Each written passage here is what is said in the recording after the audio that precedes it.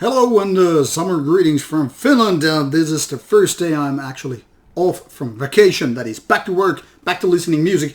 The first band I'm here to present is Griverion from Italy with the second album Suicidal Wisdom.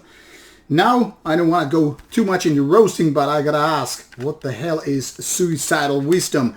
Sounds like some wisdom gained through suicidal efforts, either consciously or subconsciously, maybe some mistakes made in life, or I don't know. Well, whatever the case is with the name, it kind of sounds goofy, but we can also put it under evil English context.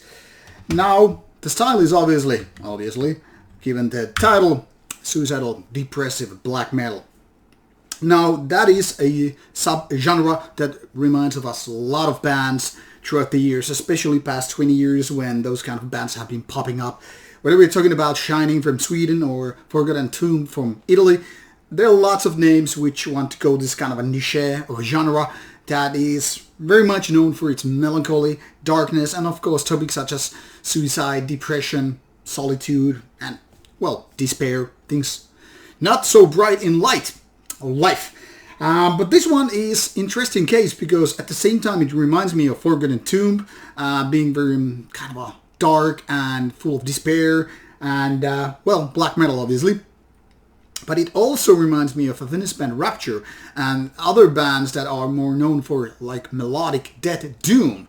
How does this actually make sense? Well, I'll try to explain that. So this band was started a few years ago, and this is the second album by the band. What we have here is more than 70 minutes of music. I haven't even yet listed the track lengths here. Maybe I will do it later, maybe I won't. But rest assured, that's what the album was showing. And it's too much. I'll blurt it right away here. 7 tracks with more than 70 minutes of music. It is too much. Not so much because the quality would be bad, because it isn't. This is actually quite good of an album, or at least very decent. But there's too much like where it's not exactly going nowhere, or more importantly, it's repeating itself way too much. It's like, hey, we have these rather good melodic parts. Let's just go for like 5 minutes of that. I may be exaggerating a little bit, but that's how I feel about it.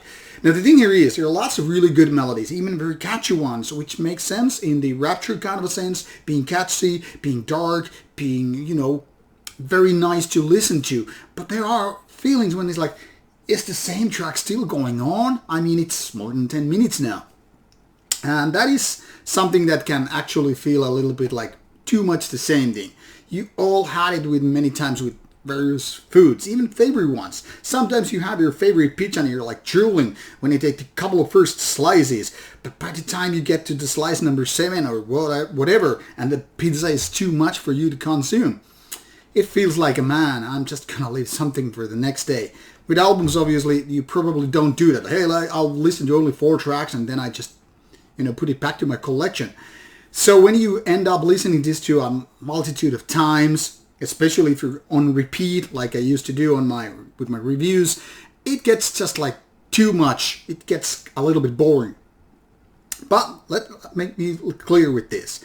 Those melodies are good most of the time, and even if there is some part of mediocrity right there, it's not enough to ruin the album. I mean, put it into the mediocrity box, let alone being a bad one. Production-wise, this is pretty solid, pretty basic standard. Not exactly the big band, big budget kind of a thing, but everything makes sense. I mean, the guitar sound is quite bright and, solid enough for the riffs and melodies here. The vocals are pretty basic standard, black metal raspiness with a little bit of an annoying effects used. I mean, it's like too much and you kind of start, get annoyed with it. I mean, it's not bad, but maybe the amount of effects used could have been a little less. That's just my opinion anyway. Overall, this is a pretty good of an album, and I like how the melodies go. So in case you are coming from melodic doom death, like said, but not only limited to bands like Rapture, this could be your cup of tea, even with the black metal vocals.